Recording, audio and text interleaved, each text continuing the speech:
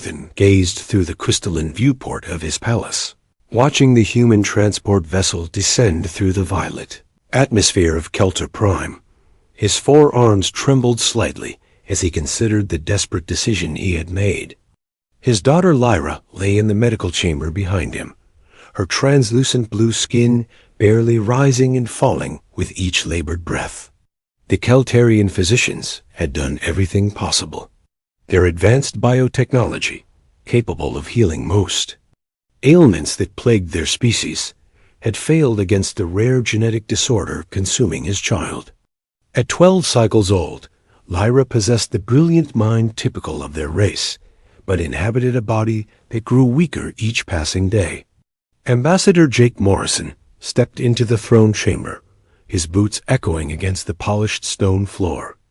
The human diplomat had served on Kelter Prime for 3 years, earning respect through his straightforward nature and genuine desire to help. Unlike many species that viewed the Kelterians with suspicion due to their telepathic abilities, humans seemed refreshingly immune to such concerns. "Your Majesty," Jake said, offering the traditional bow. "I received your message. You mentioned something about Princess Lyra needing specialized care?" Vorthen's large black eyes fixed upon the human. "My daughter is dying, Ambassador Morrison. Our medical science cannot save her, but your species possesses something we lack." "What would that be, Your Majesty?" "Adaptability, resilience, the ability to thrive under impossible conditions." Vorthen gestured toward the medical chamber. "I have studied human history extensively. Your people survive in environments that would kill most other species. You endure hardships that break the spirits of entire civilizations. You find ways to overcome obstacles that seem insurmountable." Jake frowned, not understanding where this conversation led. "Sir, I'm not sure how human resilience could help with a medical condition." The king's telepathic abilities allowed him to sense the sea. Genuine confusion in Jake's mind. "I am not asking for medical intervention, Ambassador. I am asking you to take my daughter to Earth." The request struck Jake like a physical blow. "Your Majesty, I don't think that's wise. Earth's environment could be harmful to her. Our gravity is stronger, our atmosphere different. The cultural shock alone. She will die here within 2 lunar cycles." Vorthen interrupted.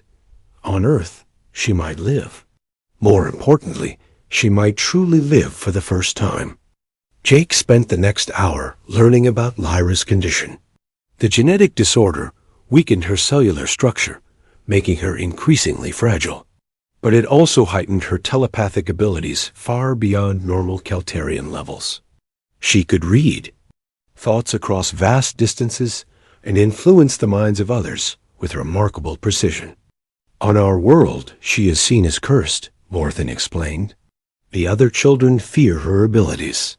She spends her days in isolation, growing weaker not just in body, but in spirit.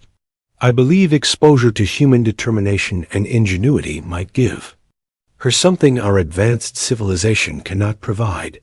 3 days later, Jake found himself aboard a medical transport with the unconscious Kelterian princess. The journey to Earth took 2 weeks, during which he spent countless hours researching everything about her species and condition. He contacted his sister Emma, a former military medic who now ran a rehabilitation center in Colorado. When Lyra awakened in the Earth facility, her first sensation was the crushing weight of the planet's gravity. Her second was the overwhelming noise of human thoughts, bombarding her telepathic senses. Jake sat beside her bed, his mind focused on calming imagery he had learned to project. "Where am I?" she asked in accented English, her voice barely above a whisper. "Earth, specifically a place called Colorado. Your father asked me to bring you here." Over the following weeks, Lyra struggled with the harsh realities of human existence. The gravity that felt crushing to her was simply normal to the humans around her. The mental noise that initially overwhelmed her gradually became manageable as she learned to filter and control her abilities. Emma proved instrumental in Lyra's development. The former medic approached the alien princess's condition like any other rehabilitation case, pushing her to attempt physical activities that seemed impossible for someone so frail. "Stop thinking about what you can't do," Emma said during one particularly difficult session. "Start thinking about what you might be able to do if you try hard enough." The breakthrough came during Lyra's 4th month on Earth. A group of local teenagers had been harassing her during her walks, calling her names and throwing objects. Jake wanted to intervene, but Emma suggested they wait and see how Lyra handled the situation herself. Instead of retreating as she always had on Kelter Prime, Lyra stood her ground. She reached out with her telepathic abilities, not to harm the teenagers, but to show them exactly what their cruelty felt like from her perspective. The bullies experienced her pain, her loneliness, and her determination to overcome both. They never bothered her again. As months passed, Lyra's physical condition began improving in ways that defied medical explanation. The constant challenge of Earth's environment seemed to strengthen rather than weaken her. She started joining Emma's other patients in their exercises, pushing herself to achieve goals that would have been unthinkable on her homeworld. More importantly, she began using her telepathic abilities constructively. She helped stroke patients relearn motor functions by showing them how to rebuild neural pathways. She assisted trauma victims by sharing the calm, focused mindset she had learned from Jake. Her unique perspective as someone who had overcome her own limitations made her remarkably effective at helping others do the same. 2 years after arriving on Earth, Lyra had transformed from a dying, isolated princess into a confident young woman who had found her purpose. Her body, while still more delicate than a typical human's, had adapted to Earth's conditions remarkably well. Her telepathic abilities, once a source of fear and isolation, had become tools for healing and helping others. When King Vorthan arrived for his first visit, he barely recognized his daughter. Lyra stood straight and strong, her blue skin now holding a healthy luminescence.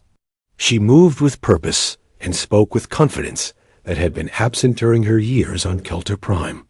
"Father," she said, embracing him with strength he had never felt from her before, "I want to show you what I've learned." Over the following days, Vorthan watched his daughter work with Emma's patients. He saw her help a paralyzed veteran take his first steps in months. He witnessed her calm a child suffering from severe anxiety. He observed her train with human martial artists, adapting their techniques to account for her unique physiology and abilities. "She has become what humans would call a warrior," Jake explained as they watched Lyra lead a group therapy session. "Not a warrior who fights with weapons, but one who fights against hopelessness, against the idea that limitations must define us." King Vorthan nodded slowly, understanding finally why his desperate gamble had succeeded. His daughter had not simply survived on Earth.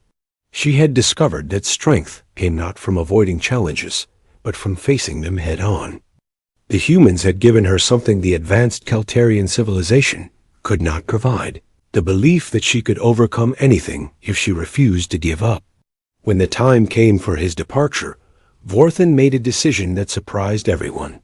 He would leave Lyra on Earth, not as an exile, but as an ambassador of possibility. She would continue her work helping others, while serving as a bridge between their species, proving that sometimes the greatest strength comes from embracing our supposed weaknesses and transforming them into sources of power.